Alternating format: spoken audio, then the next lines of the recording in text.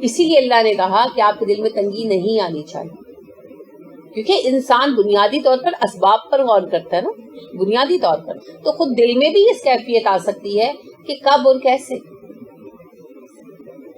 تو بلا شک و شبہ انبیاء کے دل میں استقامت بہت زیادہ ہوتی ہے، لیکن انسان ہونے کے ناطے دل پر تنگی آنا، کیونکہ تنگی کیا ہے، دل کیا بعض اوقات گھٹنا تو پتہ نہیں کب ہوگا. کبھی زندگی میں آپ کو بھی ہوا ہوگا کوئی بھی کام کہ آپ سوچتے ہوں گے اچھا پتہ نہیں کب زندگی میں آسانی آئے گی، تو ایسا ہو جاتا ہے نا.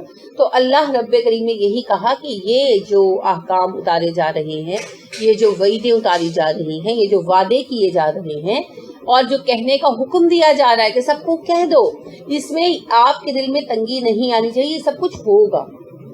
تو اس سے مراد یہ نہیں کہ تنگی آ جانا گناہ ہے، مطلب یہ ہے کہ اس کیفیت کو عبور کر جائیں، کراس کر لیں اور کام کریں اپنا، ایسے گمانوں کو جھٹک دیں، کیونکہ فطری طور پر انسان کو زیادہ مشکل میں ایسے خیالات آ جاتے ہیں. جیسے آپ نے سورہ انعام میں بھی پڑھا کہ اللہ نے کہا کہ تم سے پہلی امتیں اور ان کے نبی پکار اٹھے کہ اللہ کی مدد کب آئے گی، متى نصر اللہ، کب آئے گی اللہ کی مدد. اس طرح سے آزمائے گئے. تو آزمائش کے دوران دل میں بعض اوقات تنگی آتی ہے، لیکن اس تنگی کو لے کر نہیں بیٹھ جانا، اس سے آگے نکل جانا، کام کرتے رہے. ٹھیک ہے، تو اسی معنی میں کہا گیا کہ آپ صلی اللہ علیہ وآلہ وسلم کو جو پیغام دینا تھا وہ حالات کے بالکل ہی مخالف تھا. اور آپ سوچئے کہ مکہ کے 12ویں سال میں بیٹھ کر کوئی بندہ سوچ سکتا تھا کہ ہجرت کے 10ویں سال مسلمان اتنی بڑی قوت بن کر ابھریں گے؟ کوئی نہیں کہہ سکتا. غالباً خود رسول اکرم صلی اللہ علیہ وسلم نے بھی یہ نہیں سوچا ہوگا کہ اتنی جلدی ہو جائے گا، یہ تو آپ کو یقین تھا. لہٰذا آپ دیکھیں کہ خباب بن ارت نے جب کہا تھا کہ بد دعا کریں تو آپ صلی اللہ علیہ وسلم کا چہرہ سرخ ہو گیا. آپ نے کہا خدا کی قسم تم وہ وقت دیکھو گے کہ ایک بندہ صنعاء سے چلے گا اور کعبے کا طواف کرے گا، پھر اسے اللہ کے سوا کسی کا خوف نہیں ہوگا. تو لہٰذا آپ کو یہ تو یقین تھا کہ اللہ کا دین غالب ہو کر رہے گا، مگر اتنی جلدی 10 سال کچھ بھی نہیں ہوتے. انسان کی زندگی میں کچھ نہیں ہوتے، قوم کی زندگی تو قوم کی زندگی. لیکن اللہ نے 10 سال کے اندر دین مبین کو غالب کر دیا اور پورا عرب سرنگوں آ گیا تھا. عرب تو خیر آپ دیکھیں 7ویں سال میں ہی جو ہے 8ویں سال میں جب مکہ فتح ہوا تو عرب پورا کا پورا جو ہے آپ صلی اللہ علیہ وسلم کے زیر حاکمیت آ چکا ہے.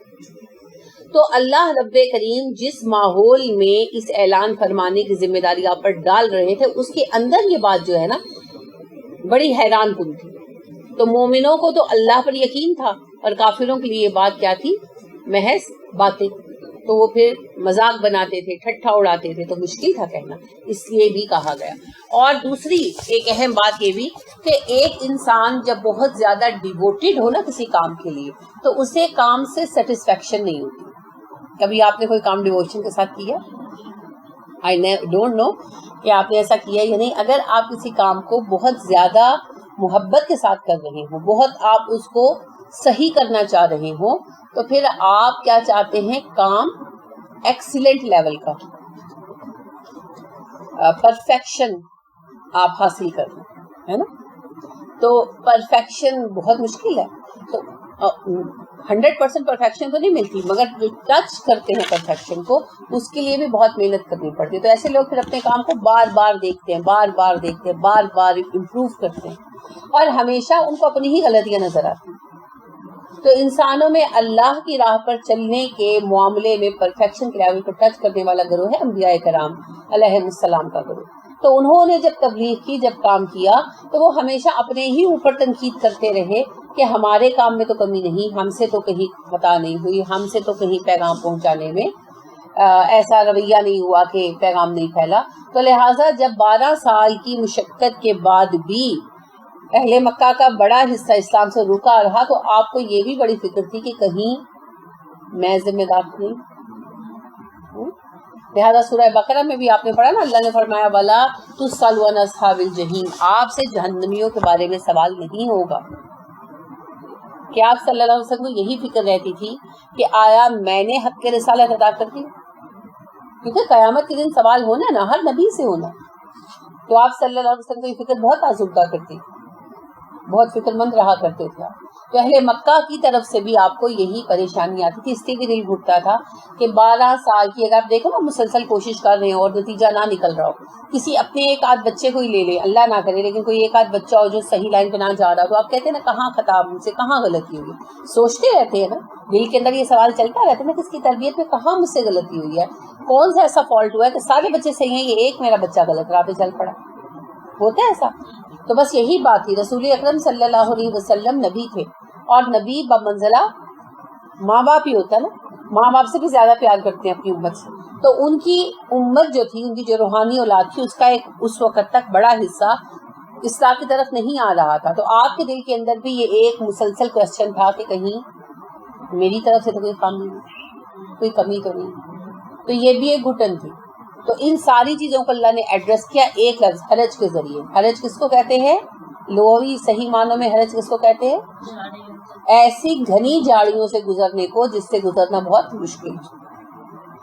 تو پھر اصطلاح میں ایسی تنگی کو کہتے ہیں جس سے عبور کرنا مشکل، ایسی کیفیت جس سے دل کو بھار پانا مشکل، ٹھیک ہے۔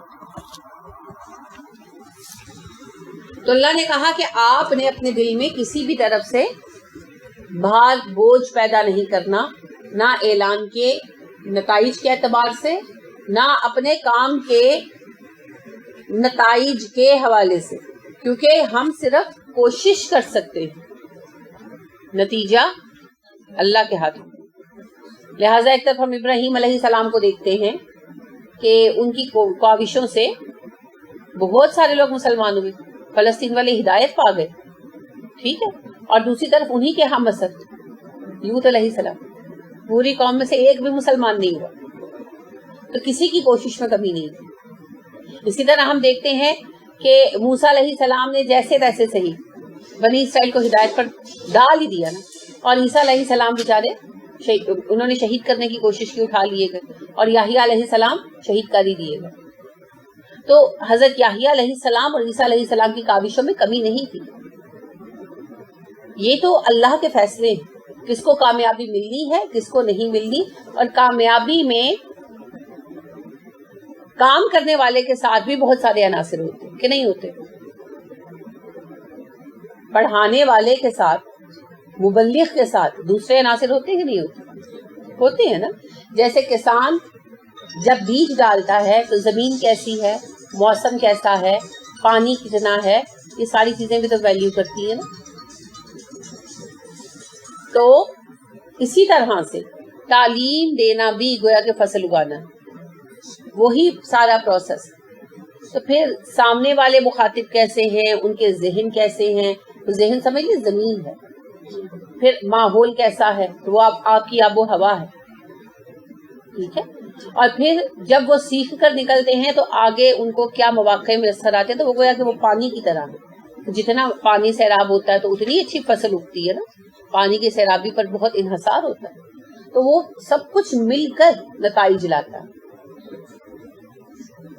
اب اس سارے نتائج کے بنا پر اللہ رب کریم فیصلے کرتے ہیں، اور پھر سب کے اوپر اللہ رب کریم کا فائنل ڈیسیژن، کیونکہ اللہ دلوں کے حال جانتا ہے، تو اسے پتا ہے کس قوم کو، کس فرد کو، کس گروہ کو ہدایت پر لانا ہے، کس کو چھوڑ دینا ہے، صحیح۔ تو لہٰذا اس معاملے میں بھی دل میں تنگی نہیں لانی کہ کام کرنے کا نتیجہ کیا نہیں، اور یہ انذار ہے نہ ماننے والوں کے لیے، اور ماننے والوں کے لیے کیا ہے؟ نصیحت۔ کیسے؟ جب نہ ماننے والوں کو پیغام پہنچایا جائے گا تو ماننے والوں کو خود ہی ریمائنڈ ہو جائے گا، ریمائنڈر ملے گا نا، ریمائنڈر ہو جائے گی بات۔ اسی لیے ڈاکٹر اسرار نے جو کہا نا، بڑا اچھا ان کا یہ کوٹ ہے کہ انہوں نے کہا کہ جو قرآن پڑھاتا ہے اس کے ذریعے دوسروں کی اصلاح ہو یا نہ ہو، پڑھانے والے کی ہو جاتی ہے، کیونکہ وہ ہر وقت ریمائنڈر چلتے رہتے ہیں نا، تو ریمائنڈر سب سے پہلے کس کے لیے ہے؟ پڑھنے والے کے لیے، کیونکہ قرآن سے مبرا تو کوئی بھی نہیں ہے۔ اللہ رب کریم سب سے پہلے اپنے نبی کو کہتے ہیں اتبع ما یوحی الیہ، جو آپ پر وحی کیا جا رہا ہے اس کو فالو کریں، اور پھر ہم سب کو بھی حکم دیا گیا کہ جو کچھ تم پر اتارا گیا اس کی پیروی کرو، इत्तबिउ मा अंज़लना अलैकुम, जो कुछ हमने तुम पर उतारा उस पर चलो। तो लिहाजा हर बंदा चाहे वो कितना ही आलिम हो, फाजिल हो, फकीह हो, कुरान से बेनियाज नहीं हो सकता, शरीयत पर अमल से बेनियाज नहीं हो सकता। जब अल्लाह के नबी सल्लल्लाहु अलैहि वसल्लम नहीं हो सके तो बाकी हुमा शुमा की क्या औकात। ठीक है, तो मोमिन के लिए फिर ये सब नसीहत हो जाता है। और नसीहत क्या है? याद दहानी। जिक्रा का लफ्जी मतलब नसीहत कर दिया जाता है, असल में जिक्र होता है याद दिलाना, याद दहानी, रिमाइंडर। तो वो फिर जब किसी को कोई बात बताता है तो वो बात खुद उसको भी रिमाइंड हो जाती है कि हाँ मुझे ये करना है और ये नहीं करना। इत्तबिउ, बात आप ही गई फौरन साथ ही जो हम कर रहे थे, पैरवी करो। अब इत्तबिउ क्या है? सीखा है अमर का, शाबाश। माँ जो उनजिला नाजिल किया गया इलैकुम तुम्हारी तरफ, मिन रब्बिकुम तुम्हारे रब की तरफ से, पैरवी करो उस कलाम की या उन अहकाम की जो तुम पर तुम्हारे रब की तरफ से उतारे जा रहे। वला और ना तत्तबिउ, तुम पैरवी करो। इत्तबिउ अमर था, ला तत्तबिउ नहीं है। मिन दूनिही, उसके अलावा, औलिया सरपरस्तों की, और उसके सिवा जिनको सरपरस्त बना रखा है उनकी पैरवी ना करो। ठीक है, आप मुझे बताएं कितना वाज़ेह बात है। ये जो बहुत आम बात कही जाती है कि जो बुतों की आयतें हैं वो वलियों पर चिपका कर दी जाती है, चिपका दी जाती है। आप मुझे बताएं कहाँ है बुतों का तस्करा? ना कहीं नहीं है। सरपरस्त, वली का मतलब होता है सरपरस्त और दोस्त, कि जिन्हें तुमने अल्लाह को छोड़कर सरपरस्त बनाया है। अब इसके लिए जरूरी नहीं है कि उसको सरपरस्त माना जाए या उसकी तारीफ की जाए, चाहे उसको गालियां ही क्यों ना देते हो, अगर उसी की पैरवी कर रहे हैं तो वो सही मानों में वली है। जैसा कि शैतान को हमने बना रखा है ना, सारी कौमें शैतान को बुरा कहते हैं ना, हिंदू भी कहते हैं, ईसाई भी कहते हैं, यहूदी भी कहते हैं, हम भी कहते हैं, और बात किसकी मानते हैं? तो वली कौन है फिर? चाहे हम उस पर दिन में 1000 बार लानत भेजे, कोई फर्क नहीं पड़ने लगा। इसी तरह से अहले मगरिब को हम हर वक्त बुरा भला कहते हैं ना, अहले मगरिब बेहया हैं, ये हैं वो हैं, तो फॉलो किसको करते हैं? अमेरिका हमारा दुश्मन है और बच्चे अमेरिका में ही पढ़ेंगे। अमेरिका हमारा दुश्मन है और माइग्रेशन अमेरिका के लिए करनी है, कनाडा के लिए करनी है, फ्रांस के लिए करनी है ना, जितनी भी ये मुमालिक है सब इन्हीं के लिए मरे जा रहे हैं। अब इसके अंदर आप देखें, पूरी हमारी जनरेशन अहले मगरिब पर तनकीद करती है, यूथ भी बैठकर करती है ना, जिनके अपने पल्ले कुछ भी नहीं है। चलो बड़े तो करते थे तो फिर उन्होंने कोई शर्मो हया कुछ रखा हुआ था। हमारे बच्चे अल्लाह इनके हाल पे रहम करे, हर चीज़ से फारिग हैं, इल्म से, अक्ल से, अमल से, फिर भी बातें करते हैं। और फॉलो फिर किसको करते हैं? तन मन धन से, यूरोप। तो फिर हम चाहे जितनी भी उनकी बुराई कर ले, जिनको हम फॉलो करते हैं वही हमारे सरपरस्त हैं, हम उन्हीं के साथ उठाए जाएंगे। क्योंकि अगर हम सचमुच किसी को बुरा मानते हो ना, तो फिर हम उसके साथ तरीका ना अख्तियार करें। बहुत सादा सी बात, हम जिससे नफरत करते हैं ना सही मानों में, हमें उसके तरीके भी पसंद नहीं आते।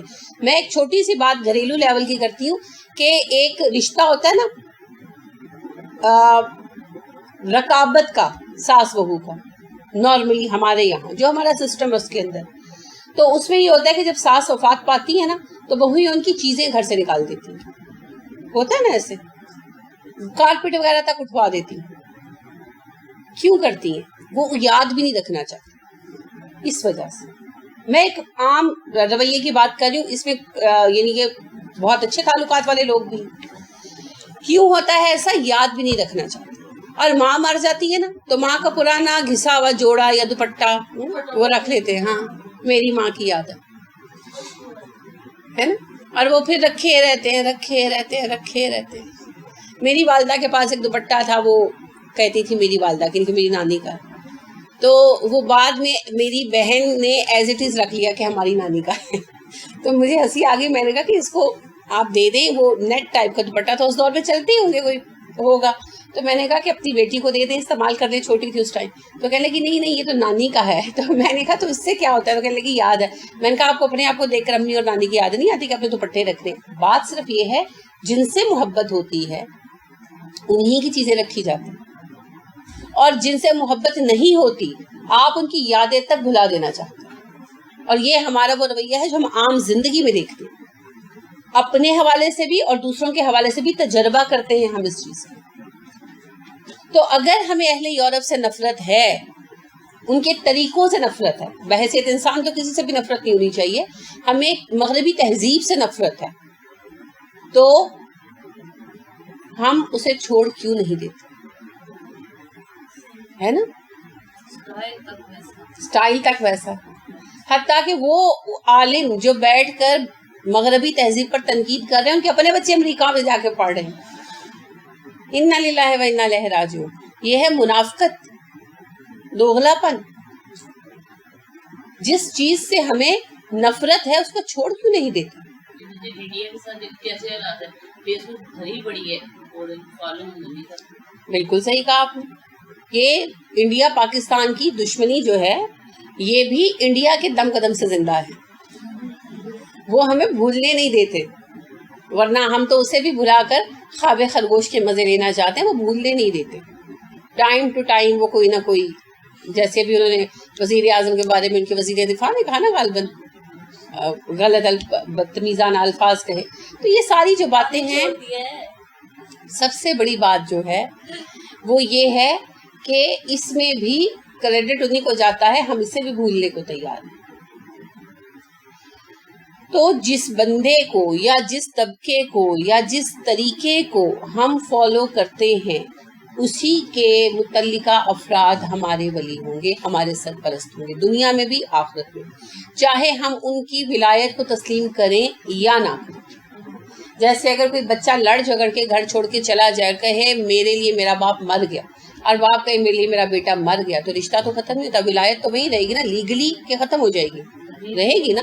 اگر کوئی قانونی معاملہ پیش آئے گا تو پھر ابا جی کو بھی بیچ میں شامل ہونا پڑے گا, چاہے وہ ویسے نہ ہونا چاہے, اور بیٹے کو بھی ابا کے معاملے میں شامل ہونا پڑے گا, کیونکہ لا از لا.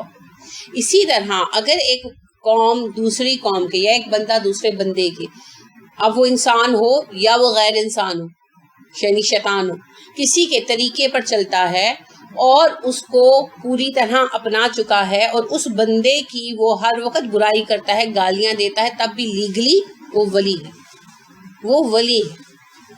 ٹھیک ہے, وہ اللہ کی ولایت سے باہر, اللہ نے انہیں ولایت سے خارج کر دیا. ٹھیک ہو گیا. تو یہی اللہ نے کہا میں نے جو اتارا ہے کلام اس کی پیروی کرو. اگر اللہ کی ولایت چاہیے, اللہ کو ولی بنانا ہے, اولیاء اللہ میں شامل ہونا ہے, تو پھر طریقہ کیا ہے؟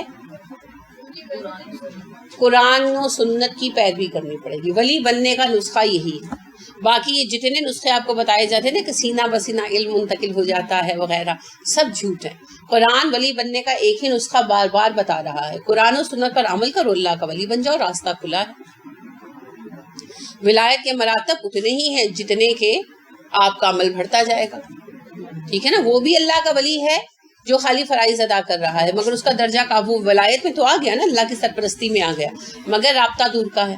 پھر ایک ہے جو نوافل ادا کرتا ہے, تہجد پڑھتا ہے, سارے کام کرتا ہے, تو اس کا درجہ قریب ہو گیا. اب ایک جو ہے وہ تہجد رات آدھی آدھی رات لگا دیتا ہے, پڑھتا ہے, طویل کی رات کرتا ہے, قرآن حفظ کرنے میں مشقت کر رہا ہے. ایک جو ہے وہ ساتھ آگے علم سیکھ رہا ہے, وہ پھر درجے بڑھتے گئے نا. تو پھر جتنا قرب کمائے وہ اپنی محنت پر. جب کوئی اللہ کی کتاب کو اور احکام کو مانتا ہے اور ان پر عمل کے لیے مشقت اٹھانی شروع کرتا ہے, وہ اللہ کی ولایت میں آ جاتا ہے, وہ اللہ کی زیر سرپرستی آ جاتا ہے, اس کا ولی اللہ ہے. ان اللہ ولی المؤمنین. ٹھیک ہے, اللہ ہر مومن کا ولی ہے. تو جو اللہ رب کریم کی کتاب کو اللہ کی کتاب مانتے ہیں, رسول کو اللہ کا رسول مانتے ہیں, اور پھر اس کے بعد ان کو چھوڑ کر, کتاب و سنت کو چھوڑ کر دوسرے طریقوں کو فالو کرتے ہیں, تو در حقیقت وہ پھر کیا کہتے ہیں کہ اللہ کا طریقہ صحیح نہیں ہے نا. اللہ کا تعلیم کردہ طریقہ دو ہی باتیں ہیں, یا تو وہ زبان سے کہتے ہیں اور دل سے کتاب کو, اللہ کی کتاب اور رسول اکرم کی پسند کو رسول برحق نہیں مانتے, تب انکار کرتے ہیں. یا دوسری وجہ یہ ہے کہ وہ سوچتے ہیں کہ اللہ سے بہتر بھی کوئی طریقہ ہے, اللہ سے زیادہ اچھا قانون بھی کوئی بنا کے دے سکتا ہے. تو ان وجوہات کی بنا پر بادر نہیں کرتے. دیکھیے جو ہے نا کہ بادر نہیں کرتے, ہم اسی چیز کو بادر نہیں کرتے جسے ہم لائٹ لیتے ہیں. جس چیز کی ذرا سی بھی اہمیت ہوتی ہے اسے ہم بہت بادر کرتے ہیں. تو بادر نہ کرنے کی دو ہی ریزنز ہو سکتی ہیں, یا تو ہم زبان سے اقرار کرتے ہیں دل میں نہیں مانتے, اور یا پھر ہم یہ سمجھتے ہیں کہ اللہ کے قانون سازی سے بہتر قانون سازی بھی ہو سکتی ہے. اس کے بغیر ایسا ممکن نہیں ہے.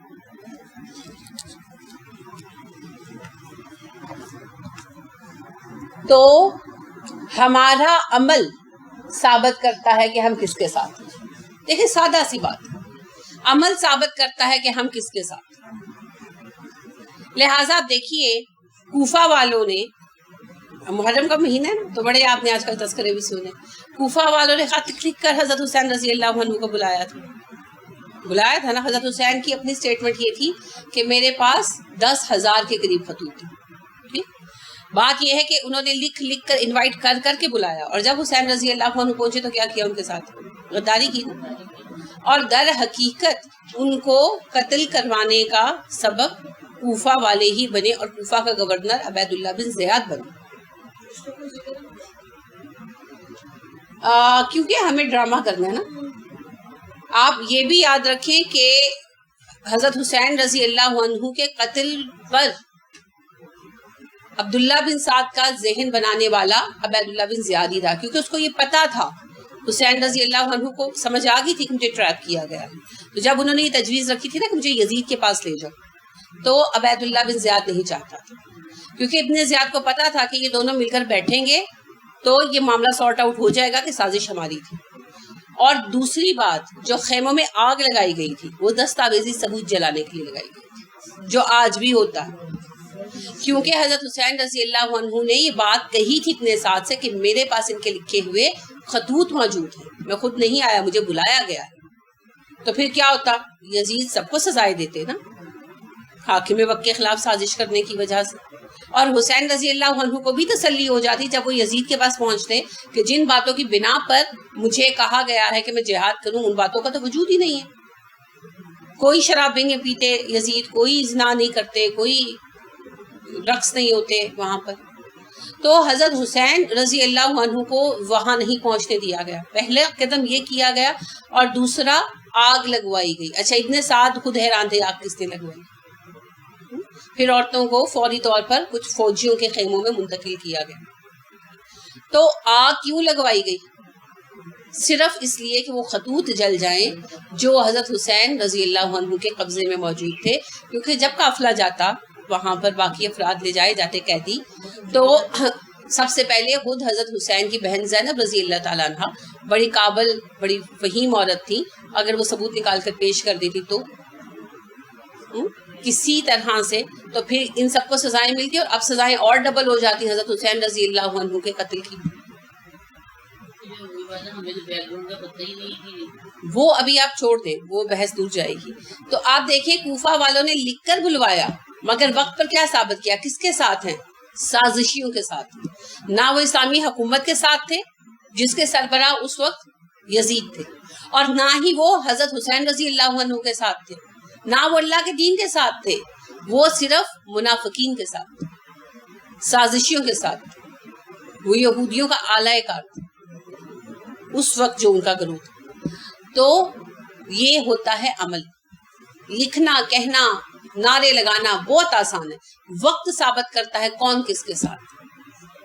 آپ نے پڑھا ہے نا, اللہ رب کریم نے سورہ بقرہ میں بھی ارشاد فرمایا کہ ابھی تو میں نے آزمایا نہیں, ابھی تو میں نے دیکھا نہیں ہے کون کون تم میں سے اپنے دعویٰ ایمان میں سچا. دوسرے پارے میں جہاں حکم آتا ہے نا کہ اللہ رب کریم نے کہا کہ تم پر جنگ فرض کر دی گئی, اور پھر ساتھ ہی اللہ کہتے ہیں ہو سکتا ہے تمہیں ناگوار گزرے جنگ کا حکم, اور ابھی تو میں نے تمہیں آزمایا نہیں, ابھی تو میں نے دیکھا نہیں ہے کہ تم میں سے کتنے ہیں جو جہاد میں ثابت قدم رہنے والے ہیں, اور کتنے ہیں جو ایمان کے دعوے میں سچے ہیں. تو وقت پر پتا چلتا ہے کون کس کی طرف ہے. ٹھیک ہے, تو عمل سب سے بڑا ثبوت ہے, باتوں سے کچھ نہیں ہوتا.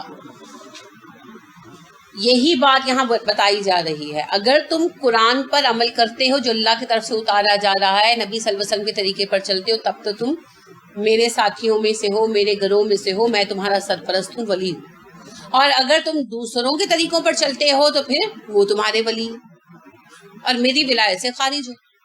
تو اب یہ ہمیں دیکھنا ہے کہ ہمیں کس کا ولی بننا ہے. ولی دونوں معنوں میں آتا ہے نا, سرپرست کے معنی میں بھی اور دوست کے معنی میں بھی. تو ہم جس کے دوست بنیں گے وہی ہمارا سرپرست بنے گا نا.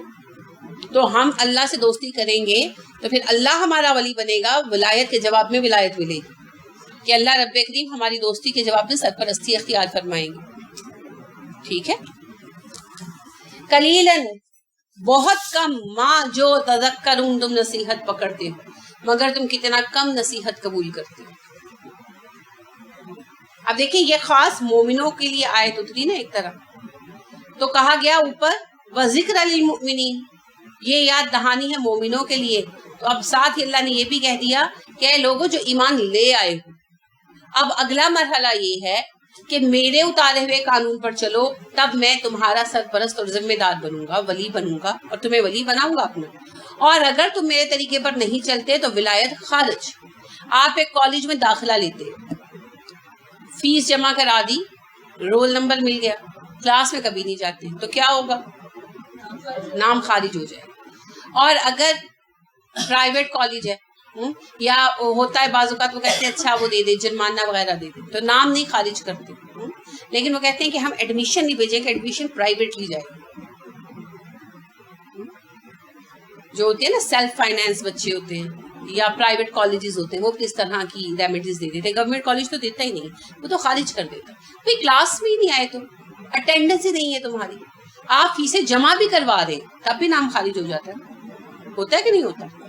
بچہ کالج نہیں جا رہا, کالج جا رہا ہے, بلڈنگ میں جا رہا ہے, کلاسز نہیں لے رہا, اٹینڈنس نہیں لگ رہی اس کی, تو 70% اٹینڈنس ایٹ لیسٹ چاہیے. اگر 70% سے کم ہو جائے تو کالج کا اپنا اختیار ہوتا ہے, چاہے داخلہ بھیجے چاہے روک لے, ہے نا. اور 50% سے کم اٹینڈنس ہو تو نام کاٹ دیا جاتا ہے, چاہے فیسیں پے بھی کی گئی. اور اس بات پر عدالت میں ایون چیلنج نہیں کیا جا سکتا کالج کو کہ ہماری فیسیں لی اور ہمارے بچے کا داخلہ نہیں بھیجا, رائٹ.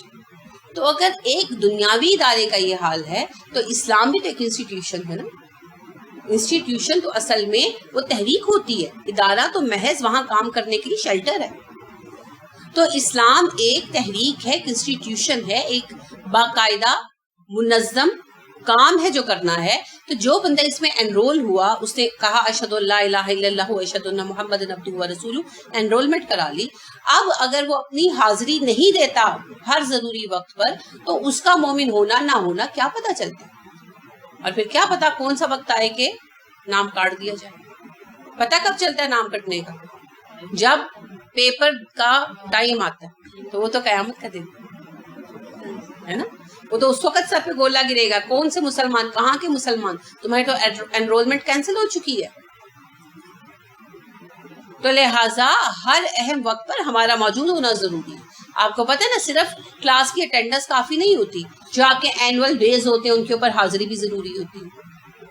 چھٹیوں کے درمیان 14 اگست آتی ہے ہمیشہ, مگر ہر 14 اگست پہ کالج جانا ضروری ہوتا ہے نا. اور اگر 70% سے کم اٹینڈنس ہو تو پھر کیا ہوتا ہے؟ کالج کو اصل میں فائن ہوتا ہے. اس لیے کالج والے اسٹوڈنٹس کو بلاتے ہیں. یہ جو ہوتا ہے نا بیچ میں کچھ چھوٹے موٹے کالج نہیں بلاتے, تو وہ پیسے پوسے دے کر اپنے معاملے سیٹل کر دیتے ہیں, جرم کرتے. تو اللہ کے ہاں تو ایسا نہیں نہ ہو سکتا. ہر اہم موقع پر مسلمانوں کی موجودگی اور ان کا شامل ہونا ضروری ہے. لہٰذا آپ دیکھیے کہ صحابہ کرام رضی اللہ عنہم علیہم اجمعین کے وقت میں اگر کسی اہم معاملے کے لیے بلایا جاتا تھا نا, آپ صلی اللہ علیہ وسلم اعلان کرواتے تھے کہ بھئی مسلمان جمع ہو, تو جو خود نہیں آ سکتا تھا وہ کسی کو بھیج دیتا تھا کہ جاؤ دیکھو کیا معاملہ. یعنی کسی وجہ سے خود نہیں آ سکے, کسی معاملے میں الجھے بیٹھے تو اپنے کسی بھائی کو, کسی بچے کو, کسی کو بھیجتے تھے, غلام کو, کہ جاؤ دیکھو کیا معاملہ ہے, آ کے بتاؤ. ہر بندے کا ایکٹیو پارٹیسپیشن ہونا ہی چاہیے, تبھی تو کام چلے گا. تو لہٰذا اللہ رب کریم یہی فرما رہے ہیں کہ جب تم دین میں شامل ہوئے ہو تو اب نیکسٹ تمہارے لیے سٹیپ یہ ہے کہ اس پر عمل بھی کرو. یعنی تم ایمان لے آئے ہو, اب اسلام بھی قبول کرو, اطاعت کرو. اسلام کیا ہے؟ اطاعت. ایمان کیا ہے؟ مان لینا, قبولیت. تو قبولیت کا اگلا قدم کیا ہے؟ اطاعت. زندگی کے ہر معاملے میں دیکھ لیں. اچھا نکاح کس چیز کا نام ہے؟ رشتے کی قبولیت کا. اور پھر بعد میں شادی نبھانا کیا ہے؟ اطاعت. میاں بیوی کی مانے، بیوی میاں کی مانے، اگر نہ مانے تو بریک اپ. لہذا ہر ایک چیز کا آغاز قبولیت سے ہوتا ہے، اور قبولیت کا ثبوت اطاعت ہے. تو اگر ہم نے قبول کر لیا تو یہ ایمان ہے. اور ایمان کے بعد اگلا قدم کیا ہے؟ اطاعت، اتباع. اچھا اتباع اور اطاعت میں تھوڑا سا فرق ہے. تیب عین سے اتباع بنتا ہے. اب اتباع بعض اوقات جبرن بھی کرنا پڑتا ہے، دل نہیں مانتا. کبھی زندگی میں نہیں ہوا؟ سردیوں میں جیسے فجر کی نماز میں بعض اوقات سستی آتی ہے، کرتی ہے نا. یہ ہے اپنے آپ کو راضی کرنا، نہیں بھی دل چاہتا. اور اطاعت ہوتا ہے خوشی خوشی کرنا. تو اتباع سے اطاعت تک کا سفر ہے. اتباع سے رفتہ رفتہ نفس عادی ہو جاتا ہے. جیسے فوجی کیڈٹ ہوتے ہیں نا، تو ان کو جبرن سب کچھ کرایا جاتا ہے. تو جب ٹرینڈ ہو جاتے ہیں پھر وہ سب کچھ خوشی خوشی کرنے لگتے ہیں، ان کو مزہ آنے لگتا ہے. کوئی ان میں سے رنر بن جاتا ہے تو کوئی شوٹر بن جاتا ہے، تو وہ جس لائن میں آ جاتا ہے اس کی صلاحیت اسے نظر آنے لگتی ہے، پھر اس کو اس کام میں مزہ آنے لگتا ہے. لہٰذا اتباع پہلا قدم عمل کے میدان میں. تو اتباع میں بعض اوقات خلاف مرضی کام کرنا پڑتا ہے. اور پھر اتباع سے نفس جو ہے وہ ٹیم ہوتا ہے، سنبھلتا ہے، سنورتا ہے. تو پھر اطاعت کا مقام آتا ہے جب پھر کام خوشی خوشی ہوتا ہے. اطاعت توان سے ہے، توئے واو عین، اس کا مطلب یہ خوشی خوشی. تو اطاعت میں پھر جبر کی ضرورت نہیں پڑتی، دل خود آمادہ کار ہو جاتا ہے. لیکن آغاز تو اتباع سے ہو. اسی لیے اللہ نے اطاعت کا تقاضا نہیں کیا ہم سے ہر جگہ پر. اللہ نے ہم سے عام طور پر ہر جگہ پر اتباع کا تقاضا کیا، کیونکہ بعض اوقات اطاعت مشکل ہو جاتی. اتباع فرض ہے. اتباع کی احسن ترین شکل اطاعت. اللہ کرے ہمیں اس مقام تک پہنچنے کی توفیق ملے. لیکن اتباع تو لازم کرنا ہے، دل مانے نہ مانے کرنا ہے کرنا. جیسے فرض کریں پردہ ہی لے لیں، نہیں بھی دل مانتا، اللہ نہ کرے. میں خیر بڑے شرح صدر سے پردہ کرتی ہوں، لیکن ویسے ایک بات عرض کر رہی ہوں کہ فرض کریں دل نہیں کسی کا مانتا کہ کیا ہے ویل کریں یہ وہ، لیکن چونکہ اللہ کو حکم ہے تو کرنا ہی کرنا. اس کا نام اتباع. کسی بچے کا، لڑکے کا دل نہیں مانتا داڑھی رکھنے پر، کہ داڑھی شیو کرا کے میں زیادہ خوبصورت لگتا ہوں، وہ سوچتا ہے، یہ اسے لگتا ہے. تو اتباع کی خاطر اللہ رب کریم کی رضا کو پورا کرنے کے لیے یہ کام کرنا. پھر اللہ اتباع کا انعام دیتے ہیں کہ شرح صدر ہو جاتا ہے. اور شرح صدر کی صورت میں اطاعت کی توفیق ہوتی ہے کہ وہ کام پسند آنے لگتے ہیں، ان میں خوشی ہونے لگتی ہے. ٹھیک ہے. لیکن اللہ فرما رہے ہیں قلیلا ما تذکرون، تم بہت کم نصیحت قبول کرتے ہو. ایک تو افراد میں نصیحت کم لوگ قبول کرتے ہیں، دوسرا پوری نصیحت میں سے تھوڑی نصیحت قبول کرتے ہیں، پوری بات نہیں لیتے.